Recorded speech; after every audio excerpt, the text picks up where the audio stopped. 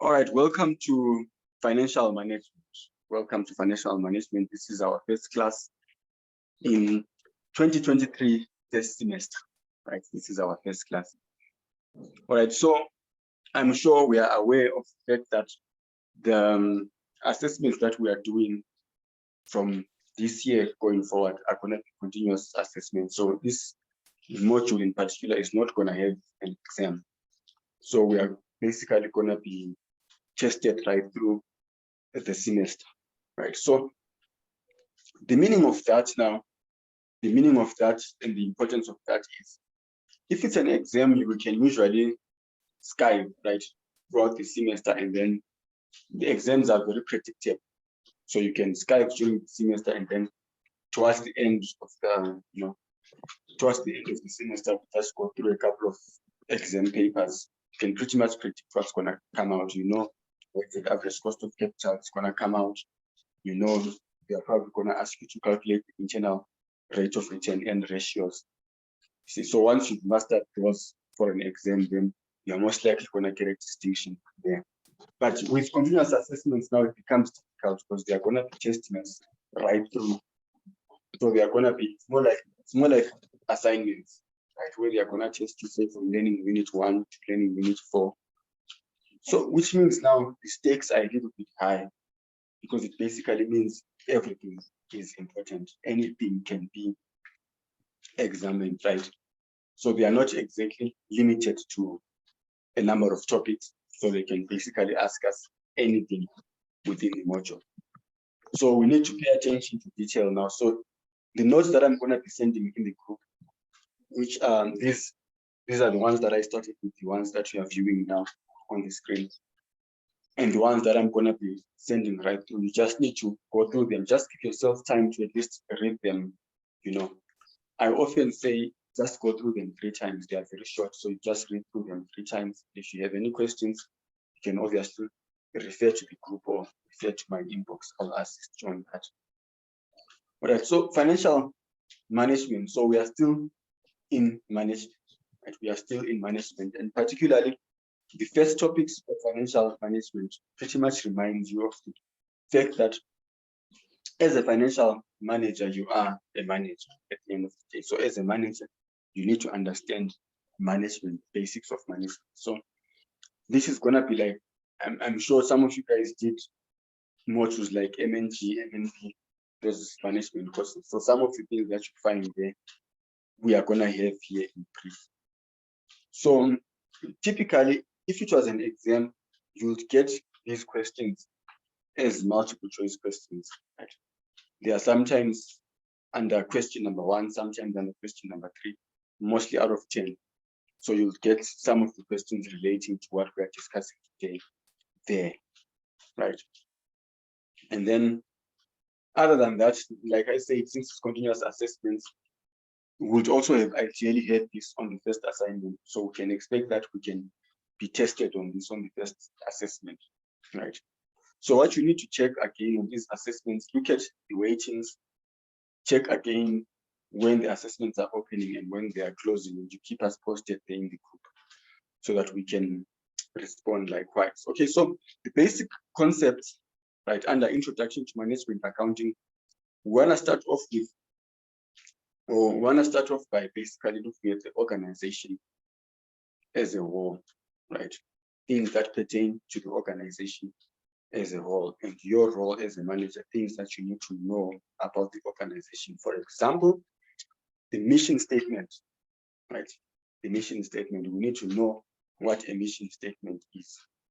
So every organization must have a mission statement. You must have a mission statement also for your life, right? And I know I can bet that most of people don't quite have that, but you should also have a mission statement for your life. So every organization, it's important now for every organization to have a mission statement, including the organization that you are working for.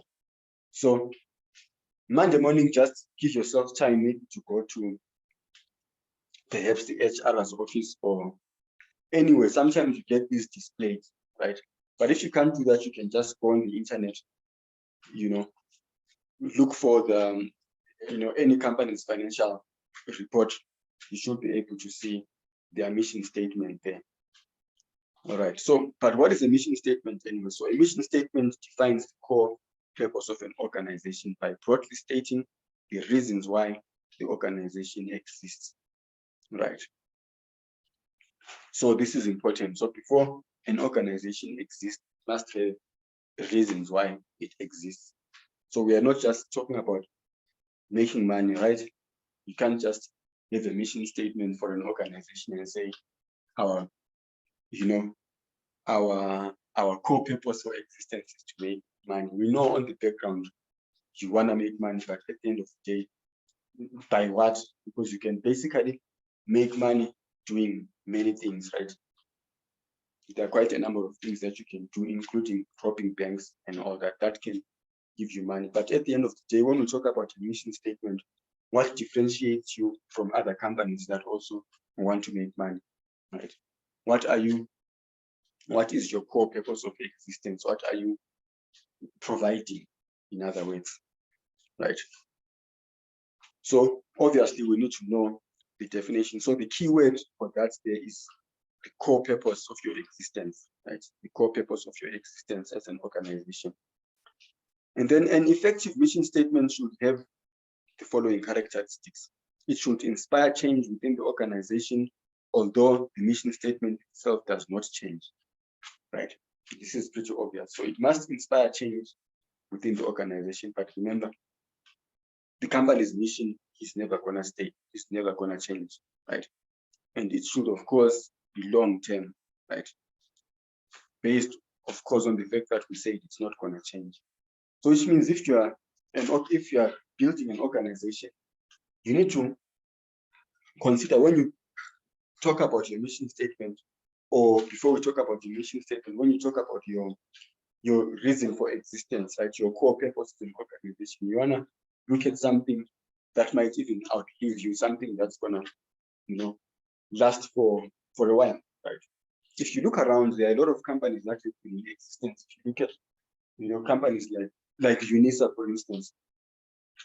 UNISA has been around since, I think I posted a few days back. I can't remember now because we're celebrating UNISA's birthday, I think 2 days ago. But it's been around since the well over 50 years, I must say. I can't remember the exact years now, but it's well over 50 years. It's been around. So when you therefore consider a mission statement, you are looking for something, or you are basically talking in the line of something that's in the long term, right? And of course, it must be easy to understand and easy to communicate. So anyone who joins the company must be able to understand the mission of the company, right? And you, as part of the management team, also must be in a position to communicate that mission statement easily. So which means it must be easy to communicate. All right, so what are the benefits, therefore, of the mission statement? It describes what the organization is about, right? It reveals the area which the organization is operating.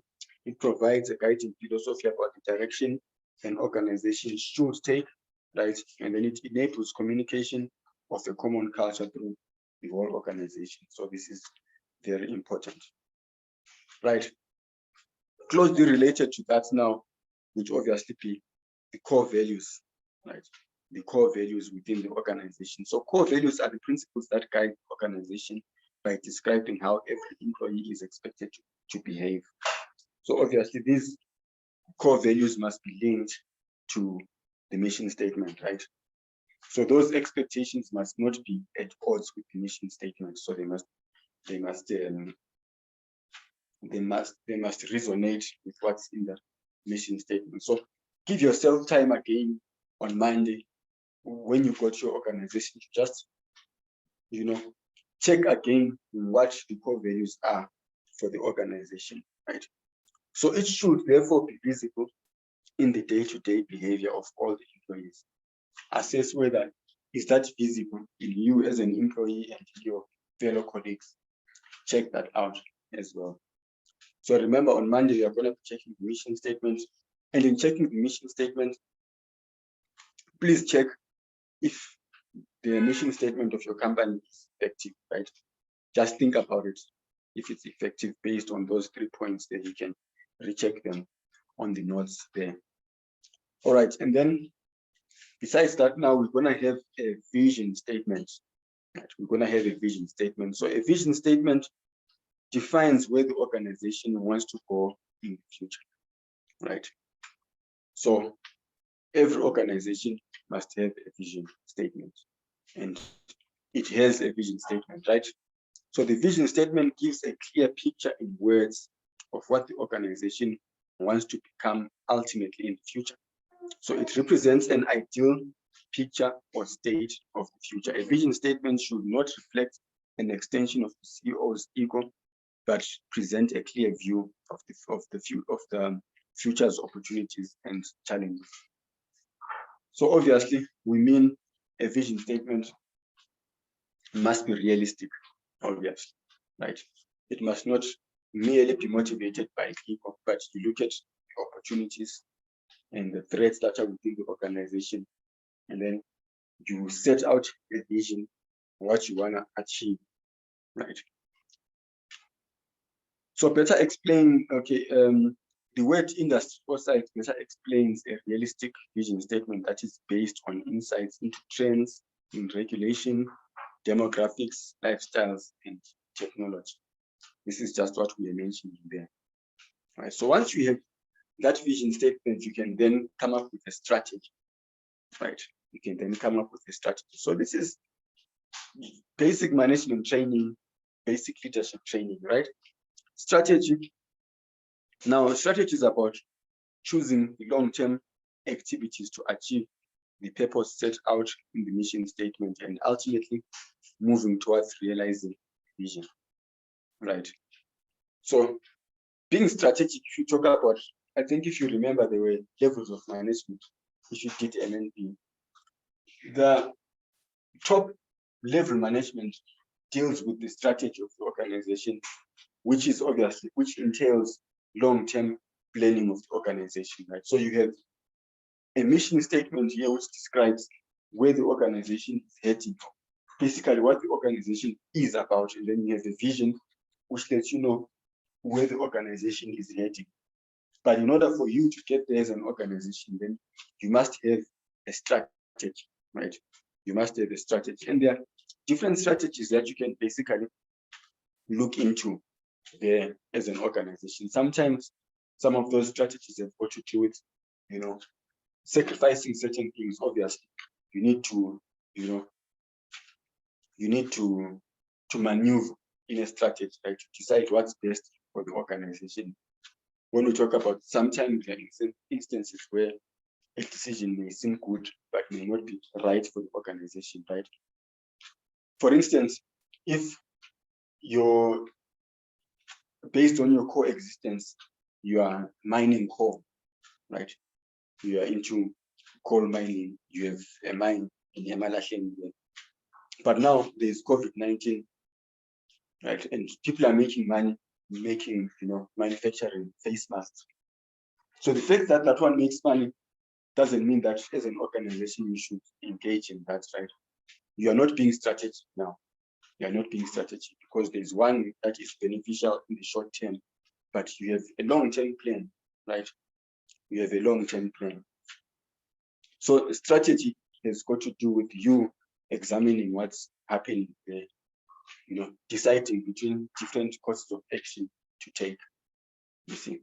So that's basically a strategy. So elements of a strategy can be identified as follows. So the choice of activities is important since it should be sufficiently different from that of its competitors, right?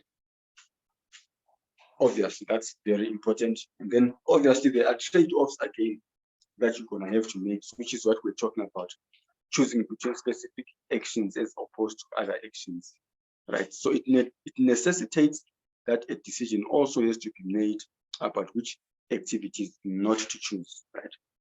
So it's not just about what you are going to be doing as an organization, but what you need not to do again. So sometimes this explains why you find company CEOs earning a lot of money, like top management earning a lot of money, though they seemingly don't do the bulk of the work. I think I read somewhere when they were complaining about how much the ShopRite CEO got paid the other year. Probably it was in maybe 2015, the report, where he had a very huge bonus.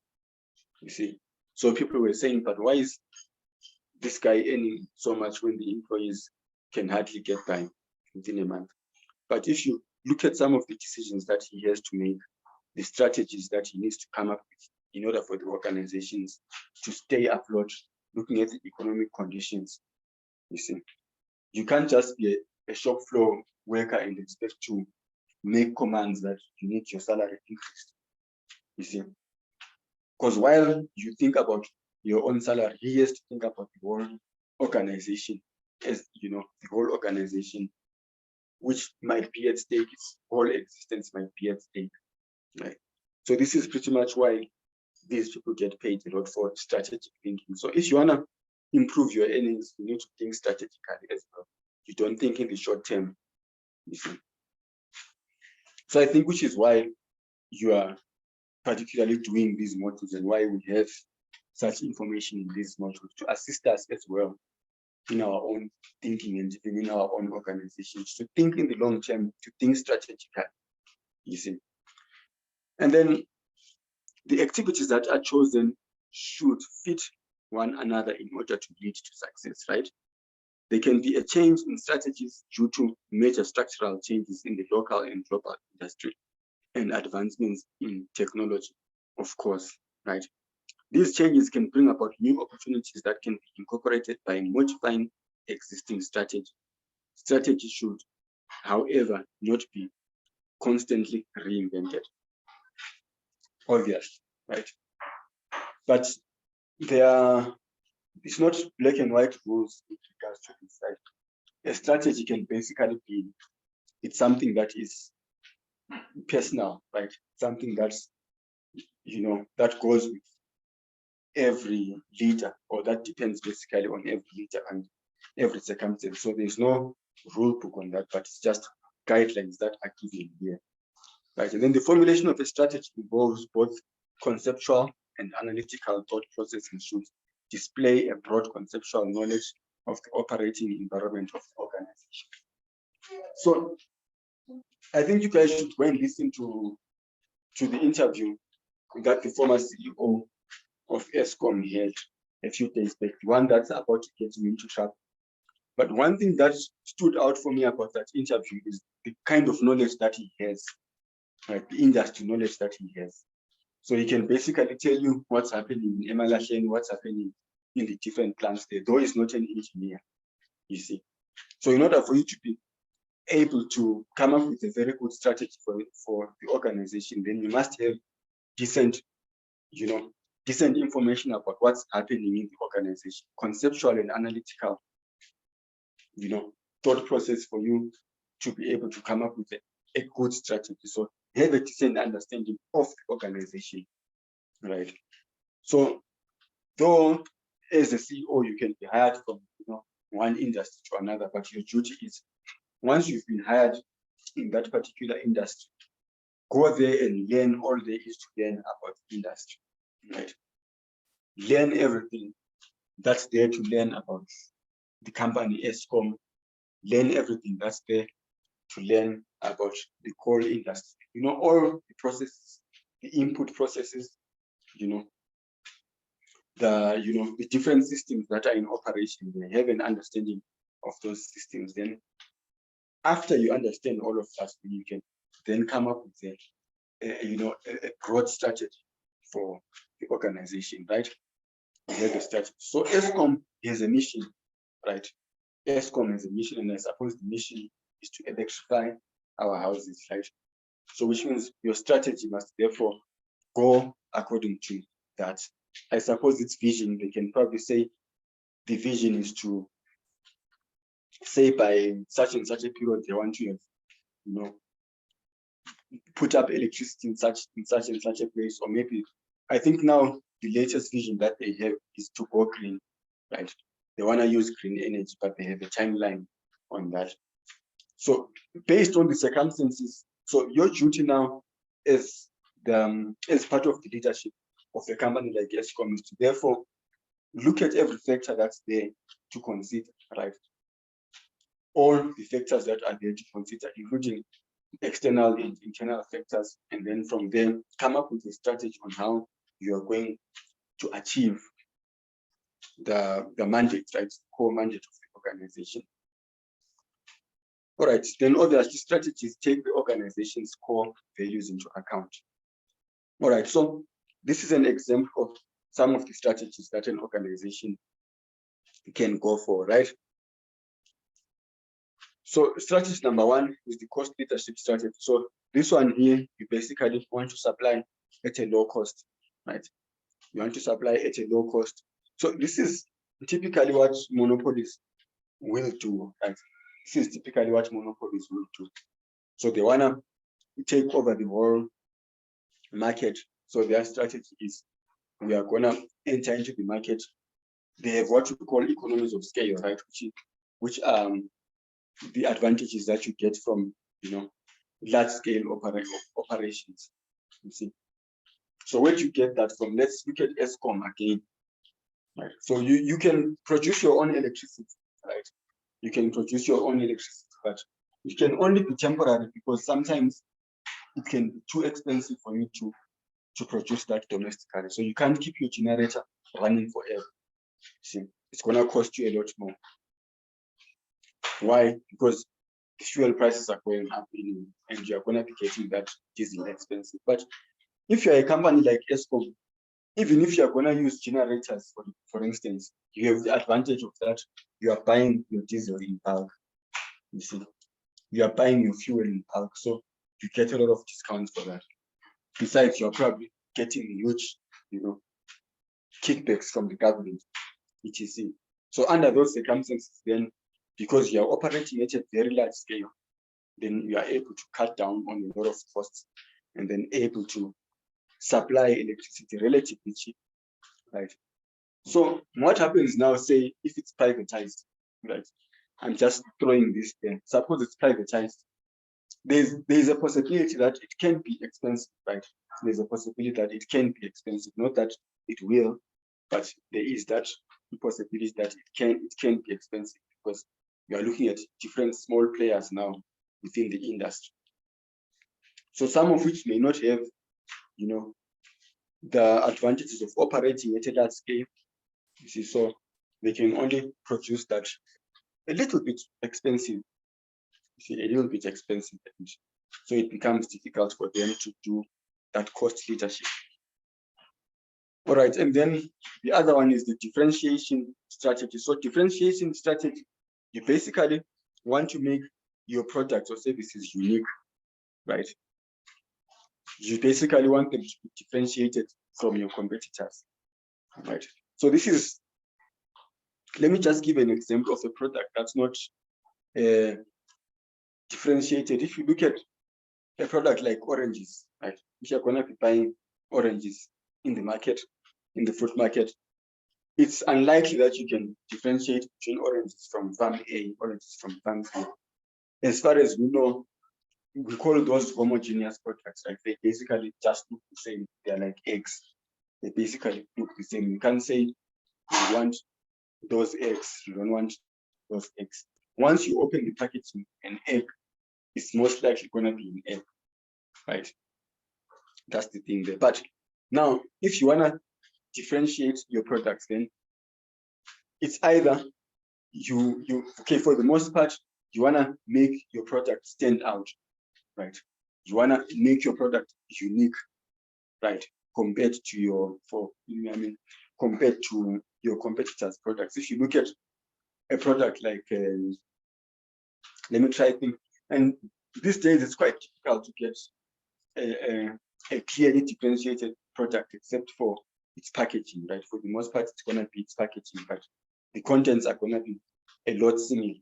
But if you look at a car like, say, a Mercedes-Benz, right? If you drive a Mercedes-Benz and you drive other cars, other decent cars, you can immediately tell the difference between the cars in terms of the comfort.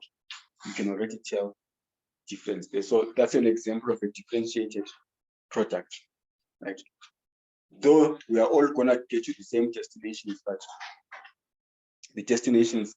but the way in which we're gonna get there, because of the products that we're using, it's really gonna be different, right? So that can be done again, in as far as services are concerned, right? You can also differentiate your services.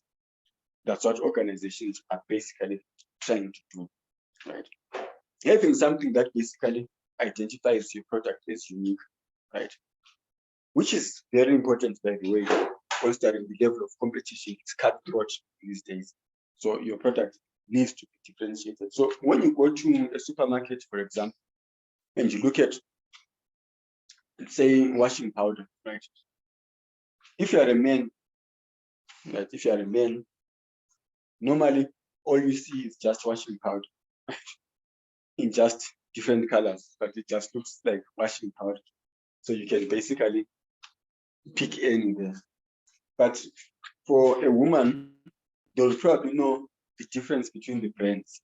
You see, they'll probably know the difference between the brand, that this one does better than that one under what circumstances. So when that happens, then we can say reasonably that the company would have achieved differentiating their product. If you can walk into a supermarket and there's just aisles and aisles and aisles of washing powder, and you're able to go and pick and say, okay, this is the one that I want, then we say that the product has successfully been differentiated. So that's what we want to do as producers of these products. And then other than that, you can then go on pricing strategies, right? So with pricing strategies, it may or may not have anything to do with the product in particular, right? But we are basically trying to achieve something in terms of a product's price. For example, if you look at the introduction stage, let's say we make up a new product. Let's look at face masks, okay, since we are fresh from coronavirus now.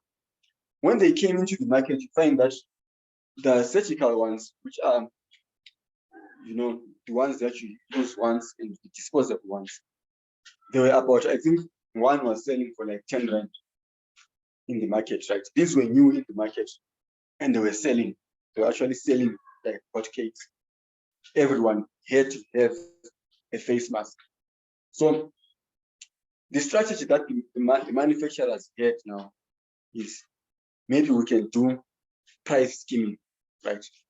Price skimming is when you charge a higher price initially to, and maybe to recover, it could be to recover your research costs, etc. But it's basically to profiteer, right? To profiteer in the beginning. And then later you can reduce the price, right? So with price skimming, you are maximizing on short-term profits, right? You wanna make money now, and then later you can take the price down. So it's usually the case now when you are the first in the market, right? Like you are the first one now that's supplying those disposable face masks, then you can charge a very high price. Yeah. But as time goes on, of course, when the competition comes in, you are gonna be forced to take your price down there. So that strategy, you sit down, say you have a board meeting, then you decide that it's not gonna help you to sell a face mask 1 rand, and then then everyone else later comes in and they are also selling it. The price probably even goes down to 50 cents. You see, so if you can, then an effective strategy where you know that competition is gonna arise sooner or later, and then is to go with the price skimming, right? Where you set the price high, sell each face mask at 10 rand, and then later after a year or two, then you can let them sell at 1 rand after you've made the profits that you want and you are sorted with that. But other than that, you can do selective pricing, right? So with selective pricing, you have differentiated markets now. It works when a market can be broken down into segments, right? So when a market is broken down into segments, you then decide that, okay, we are gonna sell the same product at a certain price in one shop, but to a certain market segment, and then sell again at a different price to a different market segment. Take, for instance, if you are the owner of a chain of supermarkets and you own Boxer, you own ShopRite, you own Pick n Pay, you own Checkers, and say you own Woolworths, right? So you realize that you can put the same product in all these shops and charge the product differently, because what these shops basically do, they are serving different market segments, you see. So it's not going to help you to charge, say, an avocado at Boxer. It's not going to help you to charge an avocado 45 Rand at Boxer, you see. They are all going to go bad, you see. But because we are in this to make profit, then you can be smart and say, fine, at Boxer, we can charge the avocado, say, at 15 Rand. But once you go to Woolworths, expect to get an avocado at 45 Rand, something like that. So that's what we call selective pricing, right? We are pricing now according to the market segment. So it's just different selling prices for the same, for the same product. And sometimes once you charge a price high, you automatically think the quality is high, right? You automatically think that the quality of the product is high. So which could be a strategy in itself, right?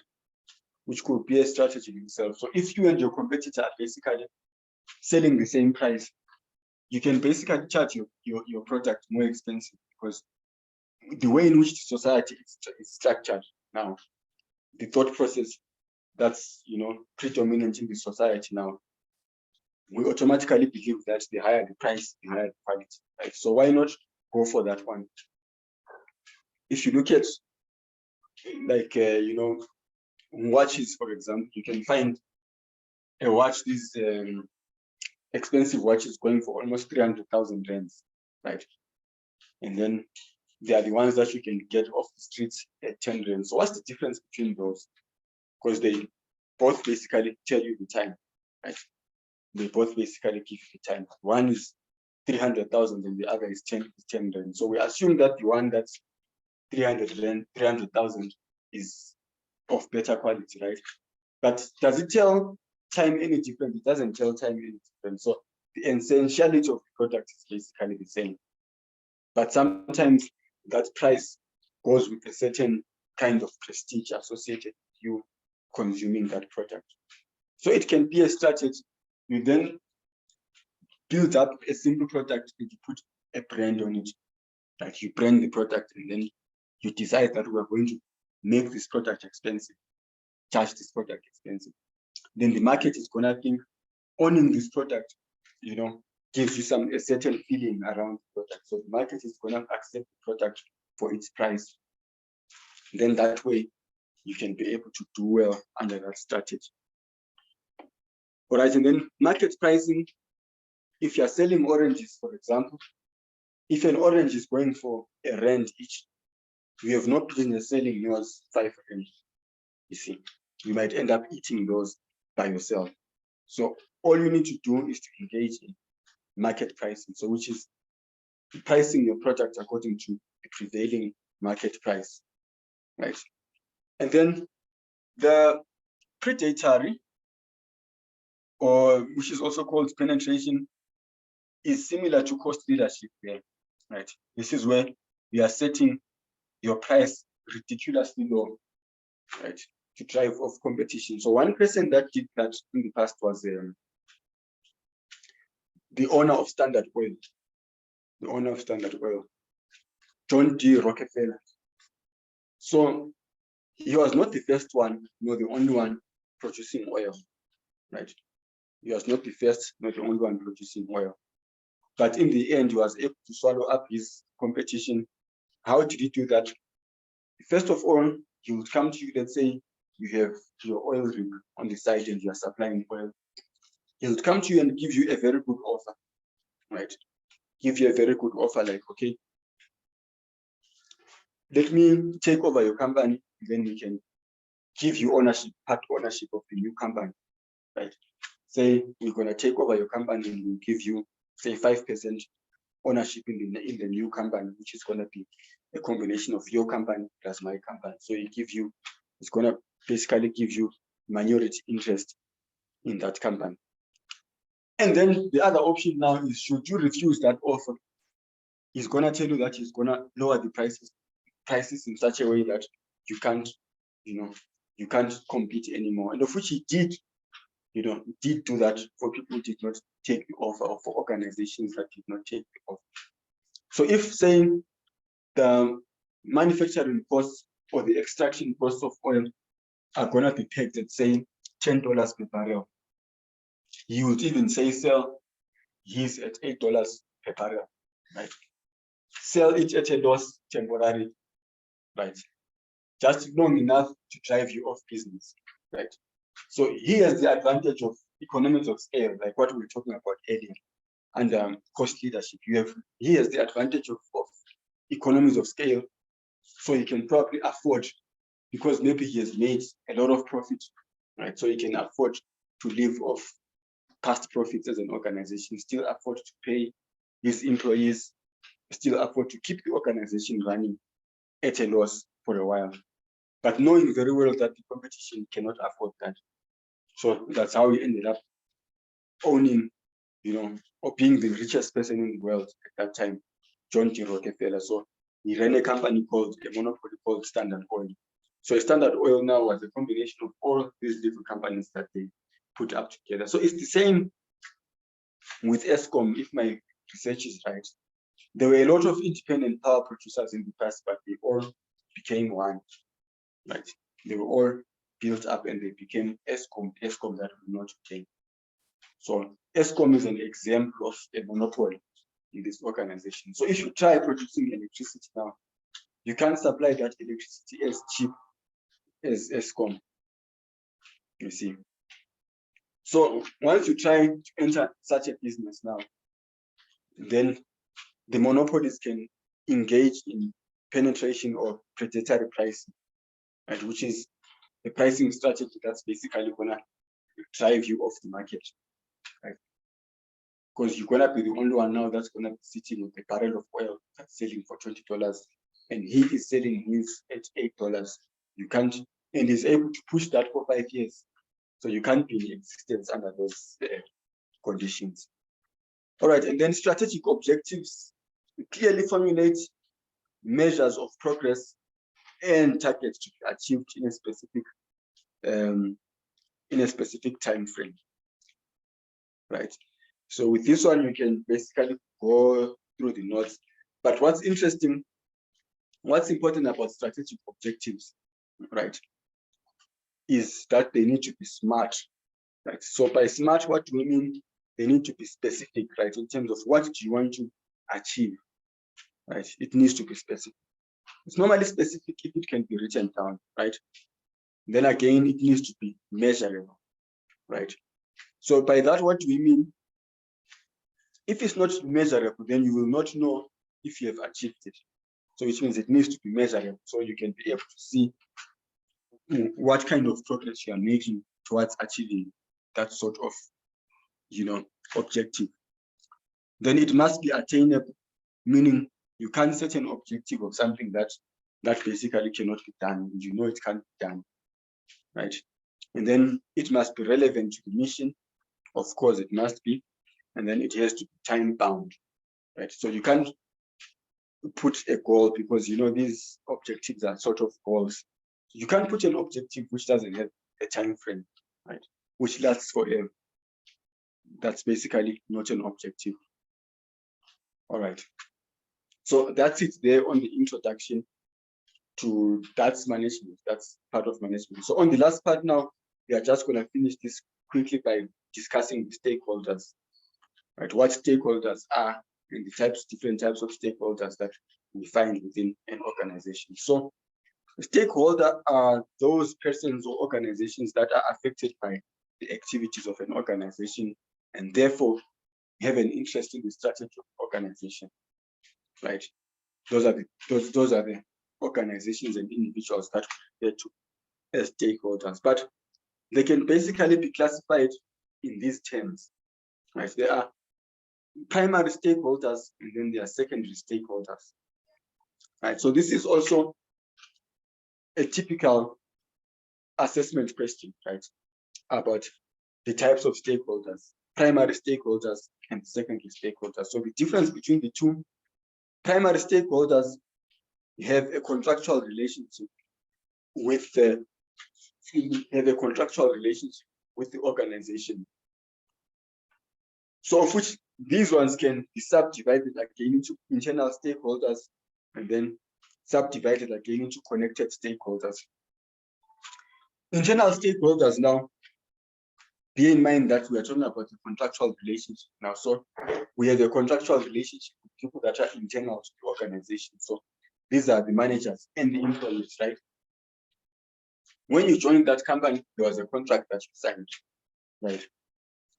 So that contract that you signed basically binds you to be with that company for a certain period of time, maybe forever, right?